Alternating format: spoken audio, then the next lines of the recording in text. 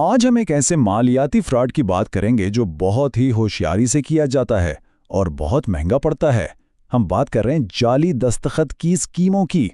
ये कोई बाहर से नहीं होता, बल्कि ये कंपनी के अंदर बैठा कोई शख्स करता है जो एक बिल्कुल ठीक ठाक जायज़ चेक को पकड़ता है और उसे अपने फायदे के लिए इस्तेमाल कर लेता है।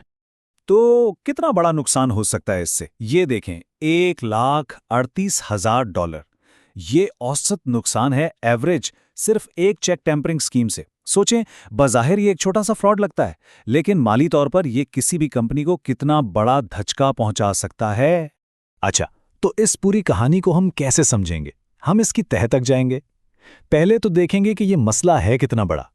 फिर जरा मुजरिम के जहन से सोचते हैं कि भाई ये स्कीम काम कैसे करती है, चेक हाथ कैसे लगता है, और फिर पकड़े जाने से बचने के लिए सबूत कैसे मिटाए जाते हैं। और आखिर में हम एक तफ्तीशकार की नज़र से देखेंगे कि इस फ्रॉड को पकड़ा कैसे जाता है। तो चलें शुरू करते हैं। सबसे पहले ये समझना ज़रूरी है कि ये जो जाली दस्तखत वाला फ्रॉड है, ये जराइम की बड़ी तस्वीर में कहाँ फिट होता है। उसे समझने के लिए ना ACFE का एक फ्रॉड ट्री है, जो कि बेहतरीन चीज़ है। ये काम की जगह पर होने वाले फ्रॉड को मुख्तलिफ शाखों में तकसीम करता है। सबसे ऊपर है पेशावराना फ्रॉड, यानी वो फ्रॉड जो मुलाजिम करते हैं। उसकी एक शाख है असासों का गलत इस्तेमाल, जो कि सबसे कॉमन है।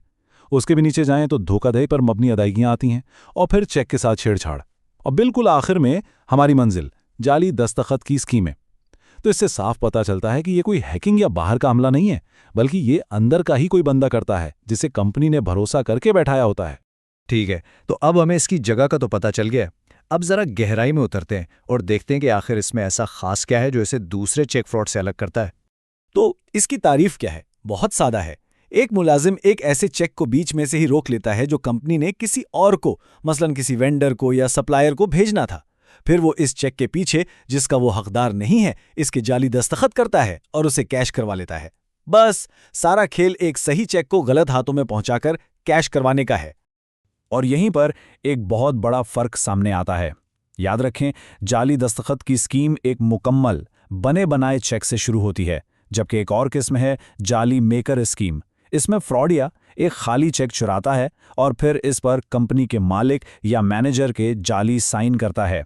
ये फर्क मामूली नहीं है, ये बहुत बड़ा है, क्योंकि इससे फ्रॉड करने और उसे पकड़ने दोनों के तरीके बिल्कुल बदल जाते हैं।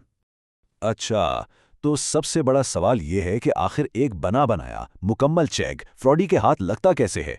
चलें अब जरा इस चोरी की तफसीलात देखते हैं। देखें, ये पूरा खेल सिर्फ 3 स्टेप्स का है।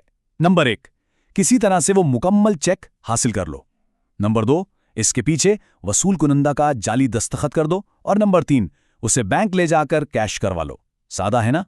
तो ये चेक हाथ कैसे लगता है? फ्रॉड करने वाले ना कंपनी के सिस्टम में मौजूद कमजोरियों को ढूंढते हैं। हो सकता है वो जाने वाली डाक से चेक निकाल लें, या कोई चेक गलत पते की वजह से वापस आया तो उसे चुपके से जेब में डाल लें। कभी कभी तो वो इतने होशियार होते हैं कि सिस्टम में वेंडर का पता ही बदल देते हैं ताकि चेक सीधा उनके घर पहुंचे। मतलब जहां भी उन्हें मौका मिलता है वो फायदा उठाते हैं। ये एक हकीकी कहानी सुने। एक फ्रॉड करने वाला अपने बैंक में सबको जानता था। वो चोरी के चेक्स लेकर जाता था और बैंक वालों से कहता था, अरे ये मेरे दोस्त का चेक है, वो बेचारा बहुत मसरूफ है, आ नहीं सकता, तो मैं इसकी मदद कर रहा हूं। और बैंक वाले उसकी बात मान लेते थे। इससे पता चलता है कि ये फ्रॉड सिर्फ तकनीकी नहीं, बल्कि भरोसे और ताल्लुकात का नाजायज फायदा उठाने का खेल भी है। चलें, चेक तो कैश हो गया, लेकिन कहानी यहां खत्म नहीं होती। अब फ्रॉड करने वाले के लिए एक नया और शायद सबसे बड़ा चैलेंज शुरू होता है, अपने किए धरे को छुपाना। सोचने की बात है, चेक चोरी भी हो गया, कैश भी हो गया, लेकिन उस बेचारे का क्या जिसे वो पैसे मिलने थे? वो तो अब भी अपनी पेमेंट का इंतजार कर रहा है ना? यही वो सबसे बड़ी मुश्किल है जिसे फ्रॉड करने वाले को संभालना पड़ता है। इस फ्रॉड करने वाले के लिए सबसे बड़ा डर, सबसे बड़ा खतरा वो असली वसूल कुनिंदा है, क्योंकि जिस दिन उसने फोन करके कहा कि भाई मेरी पेमेंट कहाँ है, बस उसी दिन से उल्टी गिनती शुरू हो जाएगी और सारा खेल खत्म हो सकता है। तो अब फ्रॉड करने वाले का पहला काम इस शिकायत को दबाना है, और इसके लिए इनके पास कई तरकीबें होती हैं। जैसे ही कोई शिकायत करता है, वो फौरन एक नया चेक बनाकर भेज देते हैं, ये सोचकर कि चलो देर सवेर तो होती रहती है। जब वो चोरी किया हुआ चेक बैंक से वापस कंपनी में आता है तो उसे सबसे पहले गायब किया जाता है, फाड़ कर फेंक दिया जाता है। और जो बहुत ही शातिर होते हैं वो तो जाली इनवॉइस और दूसरे कागजात बनाकर बुक्स को ही सेट कर देते हैं ताकि लगे कि सब कुछ कानूनी तौर पर हुआ है। अच्छा, तो ये तो हो गई मुजरिम की कहानी। अब जरा टोपी बदलते हैं और एक तफ्तीशकार बनकर सोचते हैं, ऐसे कौन से इशारे हैं, कौन सी रेड फ्लैग्स हैं जो इस फ्रॉड की तरफ इशारा करती हैं। कई चीजें हैं जो खतरे की घंटी बजा सकती हैं।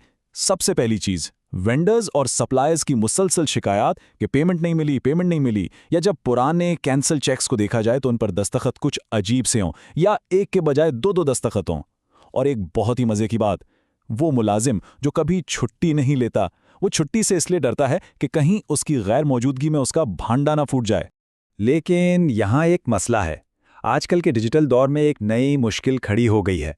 अब चूंकि ज़्यादातर चेक्स इलेक्ट्रॉनिक तरीके से क्लियर होते हैं, तो कोई भी असल चेक को गौर से नहीं देखता। इस टेक्नोलॉजी ने काम तो तेज़ कर दिया है, लेकिन इसने फ्रॉड पकड़ने वालों के लिए काम मुश्किल भी कर दिया है, क्योंकि अब वो जाली दस्तखत इतनी आसानी से नज़र ही नहीं आते। और ये बात हमें एक बहुत बड़े सवाल पे लाकर खड़ा करती है। जैसे जैसे हम फिजिकल चेक्स को छोड़कर मुकम्मल तौर पर डिजिटल पेमेंट्स की तरफ जा रहे हैं, तो क्या ये फ्रॉड खत्म हो जाएगा या ये कोई नई ज्यादा खतरनाक शक्ल इख्तियार कर लेगा? ये वो सवाल है जो हमें आने वाले वक्त के मालियाती जराइम के बारे में सोचने पर मजबूर करता है।